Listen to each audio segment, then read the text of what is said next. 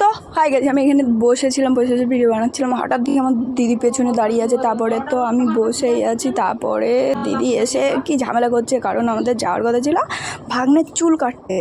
তো দেখো দিদি কীভাবে রেখে তাকিয়ে আছে আমার দিকে, তারপর ঝামেলা করেই যাচ্ছে, বলছে চল যেতেই হবে। তো আমি ফাইনালি রেডি হয়ে বেরিয়েই পড়লাম।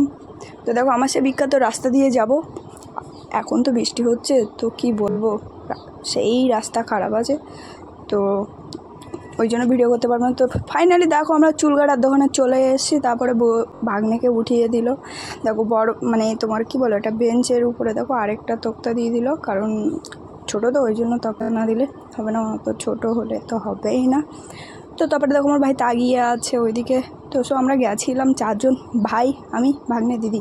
তারপরে দেখো অন্য বাচ্চারা কান্নাকাটি করে, ও দেখো চুপচাপ বসে আছে, চুপটি করে বসে আছে চুল কাটার জন্য, ওর স্টাইলটা হলেই হবে, আর কিছুরই দরকার নেই। তারপরে দাঁড়িয়ে দাঁড়িয়ে পা ব্যথা করছিল, তারপরে বসে পড়লাম, ভাই গালে হাত দিচ্ছিলাম, মানে কী রে গালে হাত দিচ্ছি, বড় হয়ে গেছি ছোটো মানুষের মতো। ভাগ্নেকে দেখ, তারপরে দেখো ভাগ্নে চুল কাটা শেষ হয়ে গেছে। তারপর দেখো ঘাট তো যন্ত্রণা করেই, ওর ছোটো মানুষ, দেখো ও মুখটা খারাপ হয়ে গেছে, কিন্তু চুল কাটাটা কিন্তু আমার সেই লেগেছে। কাকুটা কিন্তু অনেক আস্তে আস্তেই চুল কাটে, তো কোনো ব্যাপারই না। তারপরে গাড়িটা ঘুরিয়েই নিলাম। তারপরে দেখো আমার পেছনে দেখবে কে স্পেশাল মানুষ, ওই দেখো আমার পেছনে দেখতেই পাচ্ছ বাবাজি বসে আছে। তারপর ভাগ্নেকে বললাম শোনো উঠেই বড়ো, তারপরে আমাদের যাওয়ার বলা।